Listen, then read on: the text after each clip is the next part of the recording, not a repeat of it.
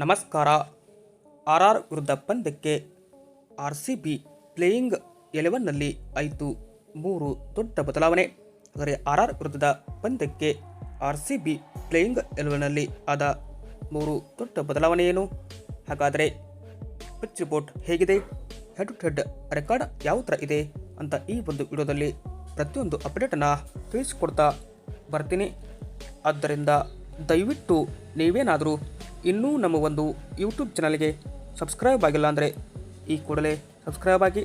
ಹಾಗೆಯೇ ನೀವು RCB ತಂಡ ಆರ್ ತಂಡವನ್ನು ಕೂಡ ಬಗ್ಗು ಬೆಳೆದು ಈ ಬಾರಿಯ IPL 2026ರಲ್ಲಿ ಹ್ಯಾಟ್ರಿಕ್ ಗೆಲುವು ದಾಖಲಿಸುತ್ತೋ ಇಲ್ಲವೋ ಎಂಬ ನಿಮ್ಮ ಅನಿಸಿಕೆಯನ್ನು ತಪ್ಪದೆ ಈ ಕೂಡಲೇ ಕಮೆಂಟ್ ಬಾಕ್ಸಲ್ಲಿ ಕಮೆಂಟ್ ಮಾಡಿ.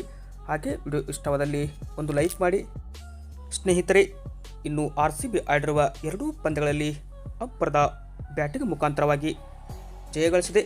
ಕಳೆದ CSK ವಿರುದ್ಧದ ಪಂದ್ಯದಲ್ಲಿ ಅಂತೂ 250 ರನ್ ಹೊಡೆದು RCB ಬ್ಯಾಟರ್ಗಳು ಸೈ ಎಣಿಸಿಕೊಂಡರು. ಈ ಮೂಲಕ RCB ತಂಡಕ್ಕೆ ಎದುರಾಗಿರೋದು ಮುಂದಿನ ಪಂದ್ಯದಲ್ಲಿ ಆರ್ ಬಲಿಷ್ಠ ವಿರುದ್ಧದ ಪಂದ್ಯಕ್ಕೆ RCB ಪ್ಲೇಯಿಂಗ್ 11 ಯಾವ ಥರ ಇದೆ, ಹೆಡ್ ಟು ಹೆಡ್ ರೆಕಾರ್ಡ್ ಹೇಗಿದೆ, ಪಿಚ್ ರಿಪೋರ್ಟ್ ಹೇಗಿದೆ ಅಂತ ನೋಡೋದಾದರೆ ಮೊದಲಿಗೆ RCB ತಂಡ 250 ರನ್ ಹೊಡೆದು ಎದುರಾಳಿ ತಂಡಗಳಿಗೆ ಒಂದು ಖಡಕ್ ವಾರ್ನಿಂಗ್ ಅನ್ನು ಕೂಡ ಕೊಟ್ಟಿದಂತಲೇ ಹೇಳಬಹುದಾಗಿದೆ. ಅಂದರೆ ಈ ಒಂದು ಆರ್ ವಿರುದ್ಧ RCB ಆಡ್ತಾ ಇರೋದು ಗುವಾಹಟಿಯ ಸ್ಟೇಡಿಯಂನಲ್ಲಿ.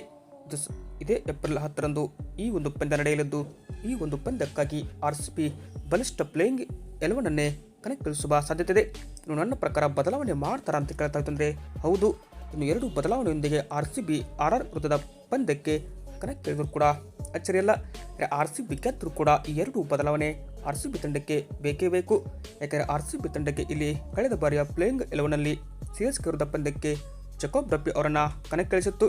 ಜಕೋಬ್ ಡಪ್ಪಿ ಅವರು 2 ವಿಕೆಟ್ ಪಡೆದರಾದರು. ಬಟ್ ಅವರು ದುಬಾರಿ ಬಾಲರ್ RCB ಪರವಾಗಿ ಎನಿಸಿಕೊಂಡರು. 4 ಓವರ್ಗೆ 58 ರನ್ ಬಿಟ್ಟುಕೊಟ್ಟು 14.50 ಎಕಾನಮಿಯಲ್ಲಿ ಬಾಲ್ ಮಾಡಿದ ಜಕೋಬ್ ಡಪ್ಪಿ ಅವರನ್ನು ಪ್ಲೇಯಿಂಗ್ 11ನಿಂದ ಹೊರಗಿಟ್ಟು ಜಾಶ್ ಹಜಲ್ವುಡ್ ಅವರನ್ನು ಕಣಕ್ಕಿಳಿಸುವ ಪ್ಲಾನ್ ಮಾಡಿದೆ. ಬಟ್ ಜಾಶ್ ಹಜಲ್ವುಡ್ ಕಳೆದ IPLನಲ್ಲಿ RCB ಚಾಂಪಿಯನ್ ಆಗುವಲ್ಲಿ ಪ್ರಮುಖ ಪಾತ್ರ ವಹಿಸಿದ್ದು. ಡಿಪೆಂಡಿಂಗ್ ಚಾಂಪಿಯನ್ RCB ತಂಡಕ್ಕೆ ಜಾಶ್ ಹಜಲ್ವುಡ್ ಕಳೆದ 2 ಪಂದ್ಯದಿಂದ ಹೊರಗುಳಿದಿದ್ದರು. ಈ ಮುಖೇನವಾಗಿ RCB ತಂಡಕ್ಕೆ ಮತ್ತೊಮ್ಮೆ ಈ ಹುಲಿ ಬಂದರೆ ಬಾಲಿಂಗ್ ಲೈನಪ್ ಅಂತರೂ ಸಖತ್ತಾಗಿರಲಿದೆ. ಇನ್ನು ಎರಡನೇ ಬದಲಾವಣೆ ಏನಪ್ಪ ಅಂದರೆ RCB ತಂಡಕ್ಕೆ ಅಭಿನಂದನ್ ಸಿಂಗ್ ಅವರನ್ನು ಪ್ಲೇಯಿಂಗ್ 11ನಲ್ಲಿ ಕಣಕ್ಕಿಳಿಸಿತ್ತು. ಬಟ್ ಅಭಿನಂದನ್ ಸಿಂಗ್ ಅವರು CSK ವಿರುದ್ಧದ ಪಂದ್ಯದಲ್ಲಿ 3.4 ಓವರ್ಗೆ 30 ರನ್ ಬಿಟ್ಟುಕೊಟ್ಟು 8ರ ಎಕಾನಮಿಯಲ್ಲಿ ಬಾಲ್ ಮಾಡಿ ದುಬಾರಿ ಆದರು.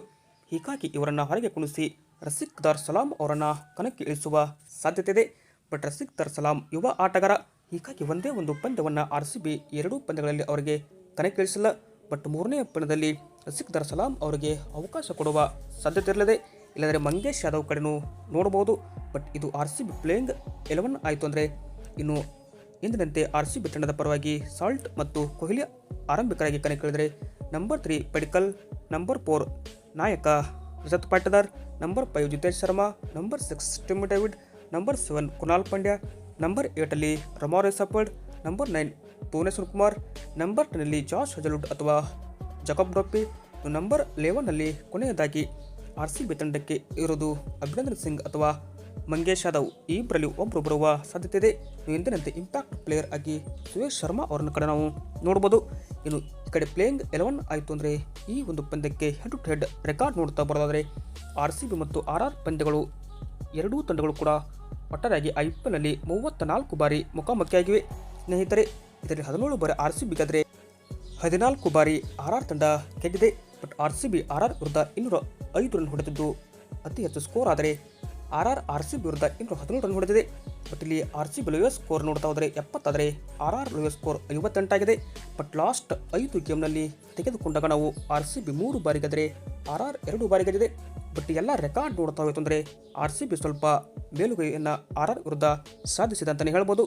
ಬಟ್ ಈ ಒಂದು ಪಂದ್ಯದಲ್ಲಿ ಕೂಡ RCB ಮೇಲುಗೈ ಸಾಧಿಸುವ ಎಲ್ಲ ಸಾಧ್ಯತೆಯೂ ಕೂಡ ಇದೆ. ಯಾಕೆಂದರೆ ಈ ಬಾರಿ RCB ಬಲಿಷ್ಠ ಬ್ಯಾಟಿಂಗ್ ಲೈನಪ್ ಜೊತೆಗೆ ಬಾಲಿಂಗ್ ಲೈನಪ್ಪನ್ನು ಹೊಂದಿ ಬರ್ತಾ ಇದೆ. ಅದರಲ್ಲಿ ಡಿಪೆಂಡಿಂಗ್ ಚಾಂಪಿಯನ್ ಬೇರೆ RCB ಆದರೆ ಇತ್ತ ಈ ಒಂದು ಪಂದ್ಯಕ್ಕೆ ಪಿಚ್ ರಿಪೋರ್ಟ್ ನಾವು ನೋಡ್ತಾ ಬರೋದಾದರೆ ಒಂದು ಪಿಚ್ ಬ್ಯಾಟಿಂಗ್ಗೆ ಫ್ರೆಂಡ್ಲಿ ಆಗಿರುವಂಥ ಸಖತ್ತಾಗಿರುವಂಥ ಪಿಚ್ ಆಗಿದೆ. ಸ್ನೇಹಿತರೆ, ಇಲ್ಲಿ ಬೌನ್ಸ್ ಕೂಡ ಇರಲಿದ್ದು ಫಾಸ್ಟ್ ಬಾಲರ್ಗೆ ಇನಿಷಿಯಲ್ ಈ ಒಂದು ಪಿಚ್ ಹೆಲ್ಪ್ ಆಗುವ ಸಾಧ್ಯತೆ ಇದೆ. ಬಟ್ ನೀವು ಕೂಡ ಈ ಒಂದು ಪಿಚ್ನಲ್ಲಿ ಹೈ ಸ್ಕೋರಿಂಗ್ ಗೇಮನ್ನು ನೋಡ್ಬೋದು. ಇನ್ನು ಈ ಒಂದು ಪಿಚ್ ಶಾರ್ಟ್ ಬೌಂಡ್ರಿ ಇರೋದ್ರಿಂದ ಬ್ಯಾಟ್ರಿಗೆ ಸ್ವರ್ಗ ಅಂತಲೇ ಹೇಳಲಾಗಿದೆ.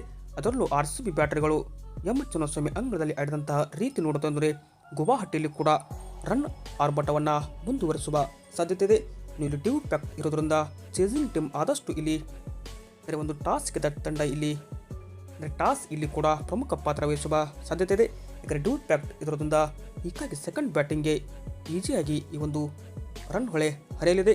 ಇದು ಏನಪ್ಪ ಅಂದರೆ ಪಿಚ್ ರಿಪೋರ್ಟ್ ಆದರೆ ಲಾಸ್ಟ್ 5 ಗೇಮ್ನಲ್ಲಿ ಯಾಕೆ ಟಾಸ್ ಗೆದ್ದು ಇಲ್ಲಿ ಫಸ್ಟ್ ಫೀಲ್ಡಿಂಗ್ ತಗೋಬೇಕಂತ ಕೇಳ್ತಂದರೆ ಲಾಸ್ಟ್ 5 ಗೇಮ್ನಲ್ಲಿ ಕೇವಲ ಒಂದು ಪಂದ್ಯದಲ್ಲಿ ಮಾತ್ರ ಡಿಪೆಂಡ್ ಮಾಡಿಕೊಂಡು ದಾಖಲಾಗಿತ್ತು. ಇಲ್ಲಿ ಕ್ಲೌಡ್ಲಿ ಕಂಡೀಷನ್ ಇರೋದ್ರಿಂದ ಮಳೆ ಬರುವ ಸಾಧ್ಯತೆಯೂ ಕೂಡ ತೀರಾ ಕಡಿಮೆ ಅಂತಲೇ ಹೇಳ್ಬೋದು. ಬಟ್ ಇಲ್ಲಿ ಫಸ್ಟ್ ಇನ್ನಿಂಗ್ಸ್ ಎವರೇಜ್ ಸ್ಕೋರ್ ನಾವು ನೋಡ್ತಾ ಬರೋದರೆ 160ರಿಂದ 170 ಆಗಿದೆ ಸ್ನೇಹಿತರೆ. ಇನ್ನು ಈ ಒಂದು IPLನಲ್ಲಿ 220 ಹೊಡೆದರೂ ಕೂಡ ಚೇಸ್ ಆಗ್ತದೆ. ಬಟ್ 160 170 ಜಸ್ಟ್ ಇದು ಎವರೇಜ್ ಸ್ಕೋರ್ ಅಂತಲೇ ನಾವು ಹೇಳ್ಬೋದು. ಬಟ್ ಇಲ್ಲಿ ಈ ಬಾರಿಯ IPL ನೋಡ್ತಾ ಹೋಯ್ತು ಅಂದರೆ 200 ಹೊಡೆದರೂ ಕೂಡ ಇಲ್ಲಿ ಗೆಲ್ಲೋದು ಕಷ್ಟ ಅಂತಲೇ ಹೇಳಲಾಗ್ತಿದೆ. ಇನ್ನು ಸೆಕೆಂಡ್ ಇನ್ನಿಂಗ್ಸ್ 153 ಆದರೆ ಬಟ್ ಇಲ್ಲಿ ಹೈಯೆಸ್ಟ್ ಸ್ಕೋರ್ ಈ ಒಂದು ಗುವಾಹಟಿ ಸ್ಟೇಡಿಯಂನಲ್ಲಿ 199 ಆಗಿದೆ. ಬಟ್ ಇದನ್ನು ಈ ಒಂದು RR ಪಂದ್ಯದಲ್ಲಿ ಮೀರಿಸುವ ಸಾಧ್ಯತೆ ಕೂಡ ಇರ್ತದೆ. ಇದು ಏನಪ್ಪ ಅಂದರೆ RCB playing 11 head to head ಜೊತೆಗೆ ಪಿಚ್ ರಿಪೋರ್ಟ್ ಆಗಿದೆ. ಸ್ನೇಹಿತರೆ, ಈ ಒಂದು ವಿಡಿಯೋ ಹೇಗೆ ಅನಿಸ್ತಂತ ಕಮೆಂಟ್ ಬಾಕ್ಸಲ್ಲಿ ನಿಮ್ಮ ಅನಿಸಿಕೆಯನ್ನು ತಪ್ಪದೆ ಕಮೆಂಟ್ ಮಾಡಿ. ಹಾಗೆ ವಿಡಿಯೋ ಇಷ್ಟವಾದಲ್ಲಿ ತಪ್ಪದೆ ನಮ್ಮ ಚಾನಲ್ಗೆ ಸಬ್ಸ್ಕ್ರೈಬ್ ಆಗಿ. Thank you.